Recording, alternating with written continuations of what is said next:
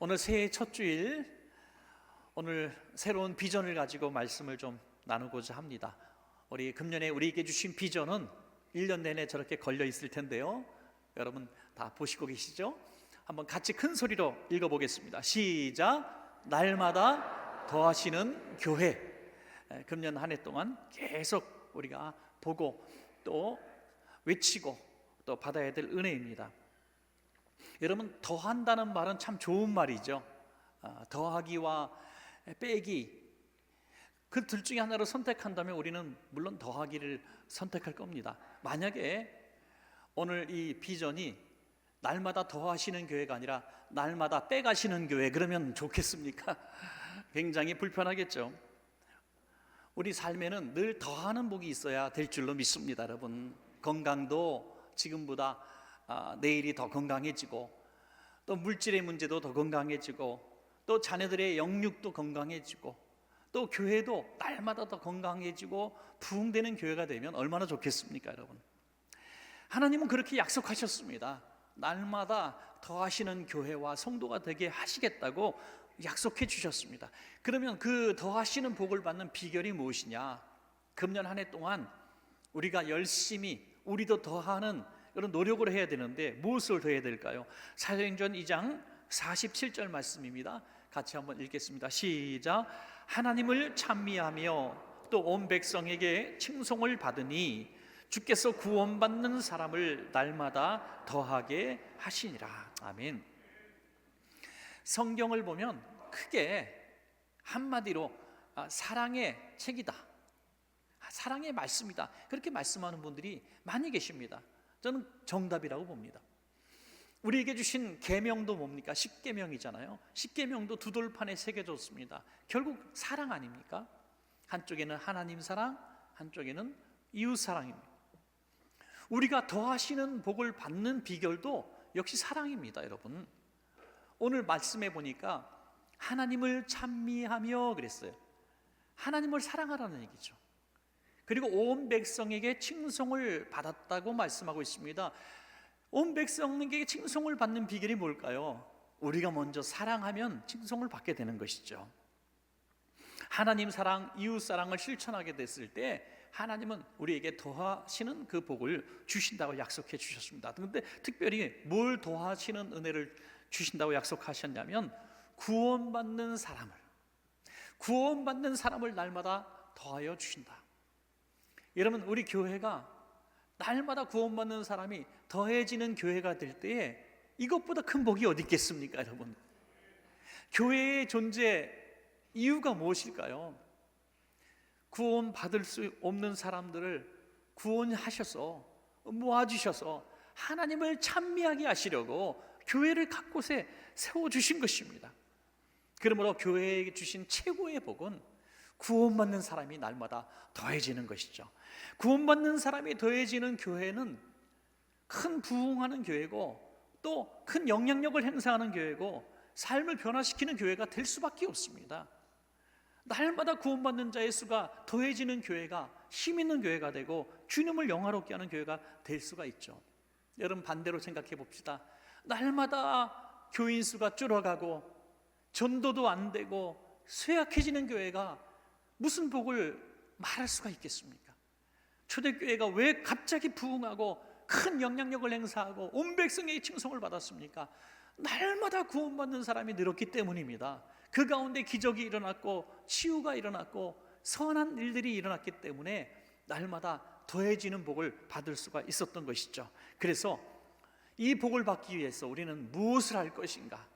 교회도 개인도 더해지는 복을 받는 비결이 무엇인가? 첫 번째로 우리도 예배를 더해야 합니다. 예배를 더하는 노력을 해야 한다는 거죠. 가장 중요한 것은 우리 개인이 진정한 예배자가 되는 것입니다. 여러분, 우리는 평생 예배하며 살아왔습니다. 예배가 제일 중요한 줄 아는 사람들입니다. 그런데 주님께서 예배하는 자들을 찾으신다 그랬어요. 영으로 예배하는 자들을 찾으신다고 말씀하고 있습니다.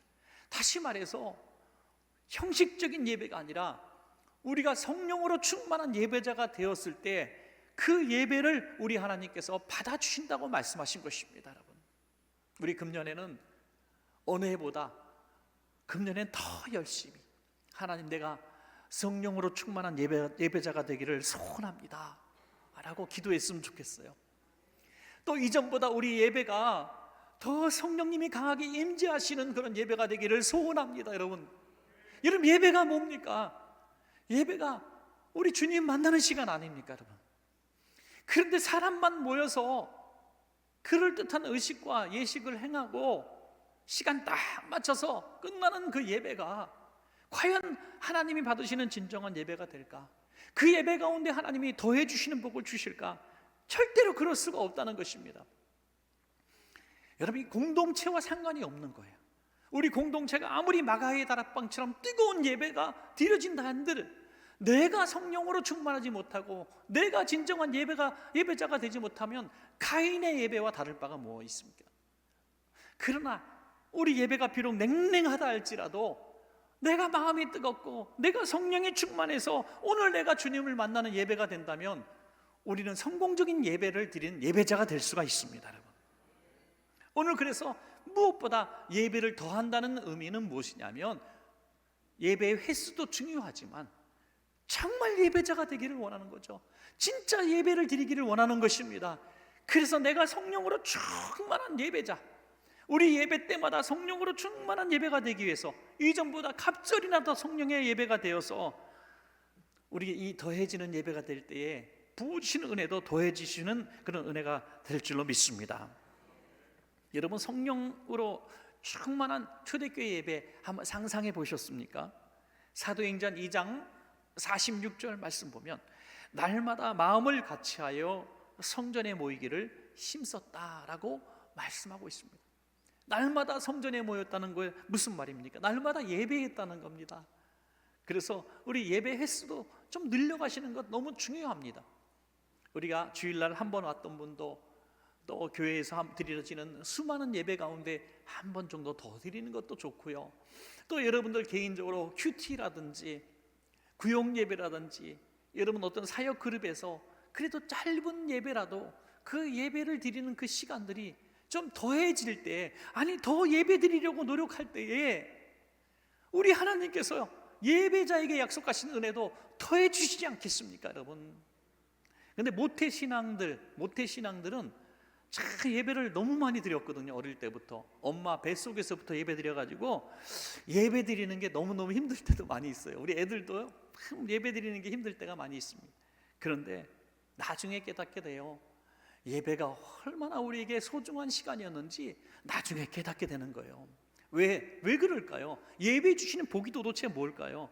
우리가 하나님 앞에 영광 돌린다고 모였지만 사실 하나님이 우리에게 주시는 것이 더 크기 때문이죠. 먼저는 예배를 우리가 더해지게 되면, 예배를 더하게 되면 하나님의 말씀을 한마디라도 더 듣게 되는 것입니다, 여러분.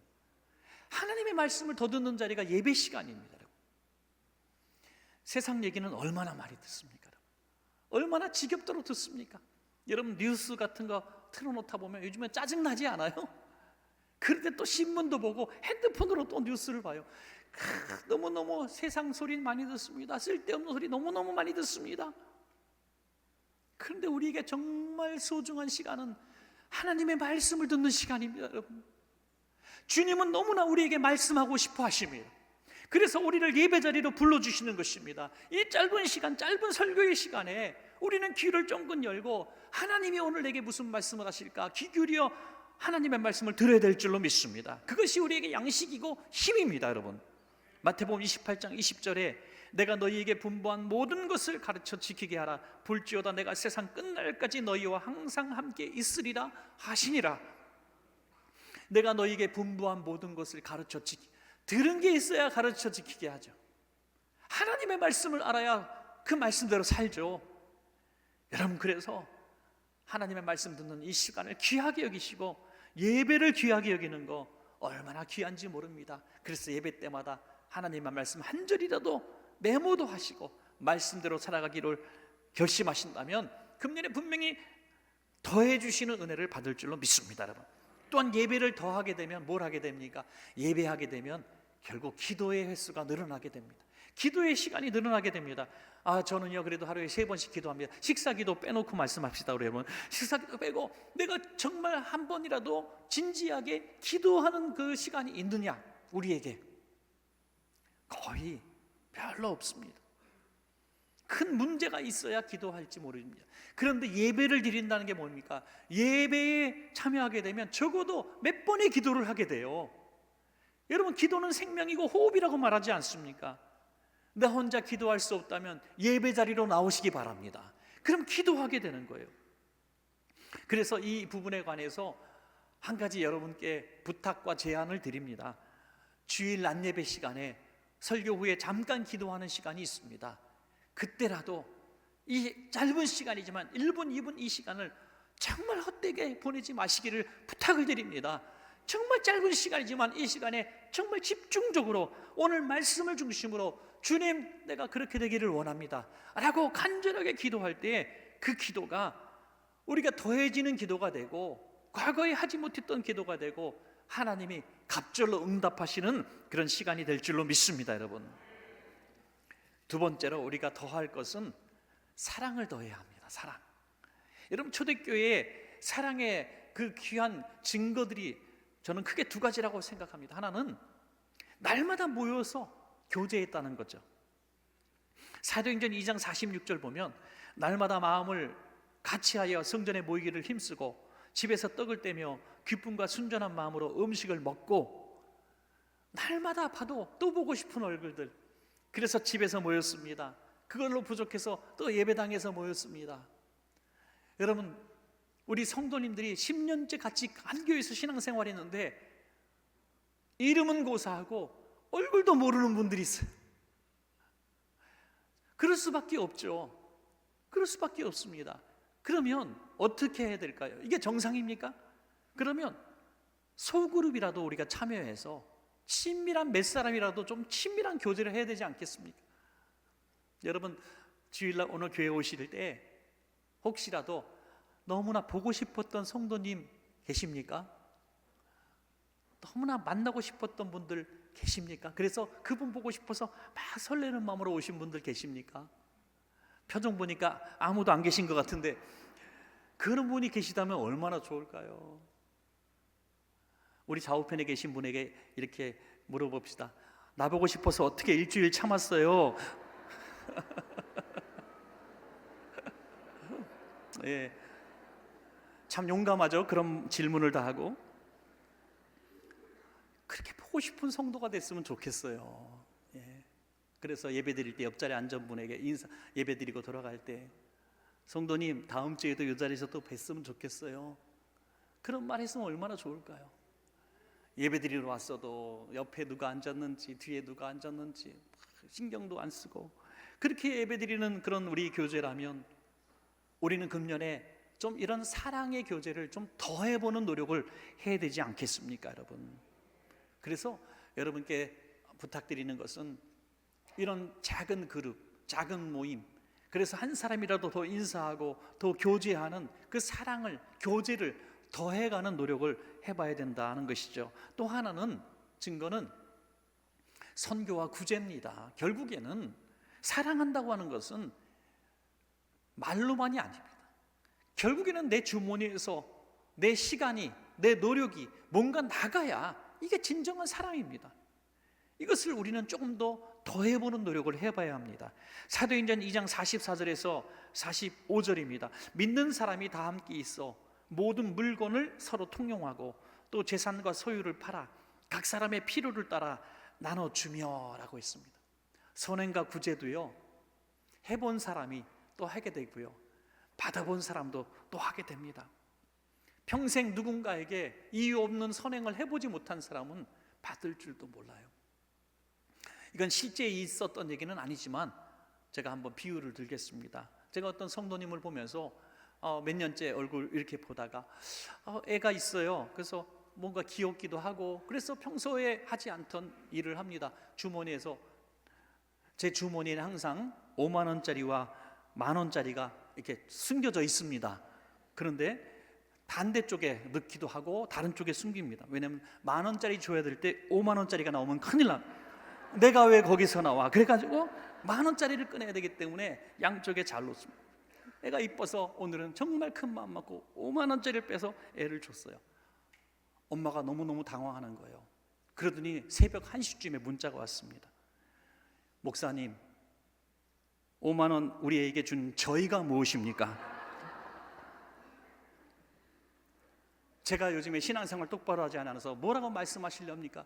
아니면 저에게 뭐 큰일을 시키시렵니까? 우리가 돈이 없어 보였습니까? 우리가 그렇게 불쌍해 보였습니까? 그렇게 많은 생각이 있는 줄 몰랐어요. 아무 생각이 없이 드렸는데 그렇게 생각이 많은 줄 몰라요. 받아보지 않았으니까 그러죠. 아니, 줘보지 않았으니까 그러죠. 받아보고 줘본 사람은요, 아니야, 그냥 준 거야, 이뻐서 준 거야, 이렇게 얘기할 수 있는 거 아니에요? 그러니까 여러분, 이런 사랑의 선행과 구제, 선교, 이것도 안 해본 분들도 우리 금년에는 갑절의 복을 받기 위해서 우리 한번 해봅시다. 여러분, 해보는 거예요. 다음 주부터 좀 지갑에 좀 현찰 좀, 저는 카드밖에 안 써요. 그런 분도 말고 좀 가지고 좀 다니세요. 우리 성도님도 그런 분들 여러분 계세요. 어떤 분 막 수표를 갖고 다니세요. 언젠가 팍 쏠라고 계속 갖고 다니시는 거예요. 얼마나 멋있는 분인지 알 수가 없습니다. 여러분, 우리 교회가 동네에서 그래도 좋은 소문 많이 나 있어요. 저만 그렇게 들었는지 모르겠지만 많이 나 있어요. 그 이유가 뭘까요? 바로 우리 성도님들이 교회가 되어서 각 곳에서 잘 베푸셔서 그래요. 잘 베푸셔서. 저는 지금까지 우리 교회에서 사역하면서 선교와 구제의 어떤 목표를 가지고 여러분께 좀 도와달라고 했을 때 정말 이 시간에 말씀드리는데, 거짓 없이 말씀드리는데, 한 번도 예산액이 채워지지 못해서 하지 못한 일이 한 번도 없습니다. 한 번도 없습니다. 항상 넘치도록 부어주셨습니다. 여러분, 우리 마음속에 덜 있어요. 우리 성도님들 지금 계속 헌금하시는 거 아십니까? 여러분, 기타 헌금으로, 목사님 이거 좋은 일에 써주세요, 이거는 장학금으로 써주세요. 바로 지난주에도 또 500만 원 누가 장학 헌금 하셨어요. 이름도 없이 빚도 없이 계속 내시는 거예요. 그러니까 저는 쓰는데 아주 재밌습니다. 많이 베풉니다. 그러니까 우리 교회가 이 코로나 시대에, 이 어려운 시대에 재정적으로 빚 잘 갚아나가면서 건강하게 있는 교회가 된 줄로 믿으시기 바랍니다. 여러분, 괜히 하나님이 우리에게 복 주는 게 아니에요. 지난해에도 5교회를 세운다는 게 쉬운 일입니까? 여러분, 그 교회 세우고 선교하고 구제하는 게 모든 교회 유지하는 비용보다 더 많이 썼어요. 선교 구제비가. 여러분, 이렇게 쓰니까 하나님이 복을 주시는 거예요. 가정도 마찬가지고 개인도 마찬가지. 교회가 조용히 하는 구제 선교 다 자랑하지 않아요. 이거 다 얘기하다 보면 자랑 같아서 얘기하지 않습니다. 한 가지만 말씀드릴게요. 여러분, 사랑의 쌀떡이 있는지도 없는지도 모르는 분들 많이 계실 텐데, 조용히 지난 한 해 동안에 얼마나 많이 사랑의 쌀을 퍼줬는지 아십니까? 제가 이 보고서를 받고 감사했어요. 지난 한 해 동안 원천교회에 와서 쌀을 가져간 사람이 5,411명입니다. 여러분, 5,411명의 식탁을, 한 주간 식탁을 우리가 책임져 졌습니다. 여러분, 이렇게 조용히 행한 이런 일들이 바로 하나님께서 우리를 복 주시는 이유가 되는 것입니다. 여러분, 새해 우리 금년 시작됐습니다. 움켜쥐지 마시고 사랑과 구제를, 선교와 구제에 조금 더 하시는 우리가 되시기를 축복합니다. 여러분, 마지막 세 번째는 능력을 더해야 합니다. 능력. 특별히 우리 능력이 아니라, 우리 능력이 없기 때문에 무슨 능력을 더해야 될까요? 예수 그리스도의 이름의 능력을 더해야 될 줄로 믿습니다. 여러분, 내 능력이 아니잖아요. 마태복음 4장 23절에서 24절에 예수께서 온 갈릴리에 두루다니사 그들의 회당에서 가르치시며 천국 복음을 전파하시며 백성 중에 모든 병과 모든 약한 것을 고치시니 그의 소문이 온 수리아에 퍼진지라. 사람들이 모든 앓는 자, 곧 각종 병에 걸려서 고통당하는 자, 귀신 들린 자, 간질하는 자, 중풍병자들을 데려오니 그들을 고치시더라. 아멘. 세상에서 고침받을 수 없는 불친한 질병 환자들이 주님께 와서 고침받았다는 거예요. 마음이 약하고 심령이 약하고 소외되고 버림받은 그런 불쌍한 영혼들이 주님께 와서 고침받고 위로받았다는 얘기입니다. 여러분, 얼마나 귀한 모임입니까? 얼마나 귀한 장소입니까? 우리는 능력이 없습니다. 우리는 힘이 없습니다. 어떻게 해야 될까요? 예수 그리스도의 이름으로 그들을 치료하시기를 우리가 기도해야 되는 것이죠. 오늘 본문 바로 다음 장인 3장이죠. 3장 첫 절이 무엇이 기록되어 있습니까? 바로 미문 앞에서 나면서부터 걸어보지 못했던 그런 불쌍한 40세나 된 장애인을 일으켜 세우는 장면 아닙니까? 베드로와 요한이 이렇게 선포합니다. 은과 금은 내게 없지만 내게 있는 것으로 내게 준다. 바로 나사렛 예수 그리스도의 이름으로 일어나 걸으라라고 선포했습니다. 여러분, 자신 있게 생각하십시오. 우리 귀한 성도님들 모두에게 이 동일한 이름 예수 그리스도의 이름이 있는 것을 믿으시기 바랍니다. 믿으시면 아멘. 우리는 없지만, 우리는 은과 금은 없고 우리는 능력이 없지만 예수 그리스도의 이름의 권세를 우리가 분명히 가졌습니다. 우리가 기도할 때에도 주님, 우리는 능력이 없습니다. 이 아픈 성도를 일으킬 능력이 없습니다. 정말 마음이 상해서 살아갈 용기를 잃어버린 이 불쌍한 영혼을 일으킬 용기가 없습니다. 힘이 없습니다.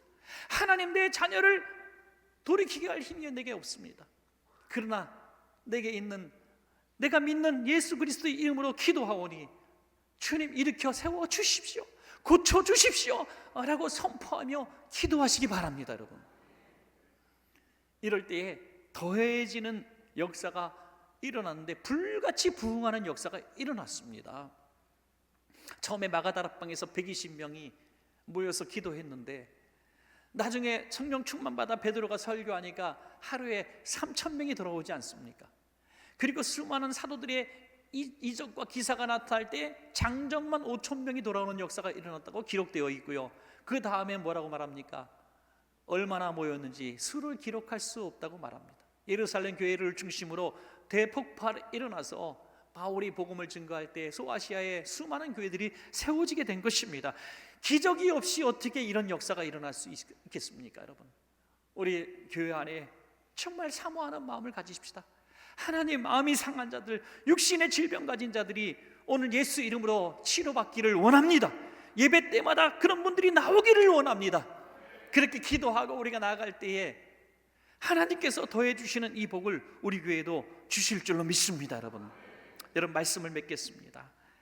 오늘 우리는 금년에 해야 될 말씀을 드렸습니다. 하나님을 찬미하고 온 백성에게 칭송을 받는 그 비결, 그것이 무엇이냐? 바로 하나님을 사랑하는 증거로 예배를 더하고 이웃을 사랑하는 증거로 사랑을 더하고, 그리고 날마다 우리에게 주어진 하나님의 사람들을 대할 때 예수 그리스도 이름으로 능력을 발휘하게 될 때 하나님 우리 가정에 영혼이 잘 되고 범사가 잘 되고 육신도 강건하시는, 더해주시는, 과거 어느 해보다도 더 풍성하게 더해주시는 그 복을 받아 누리는 성도님들이 다 될 줄로 믿습니다.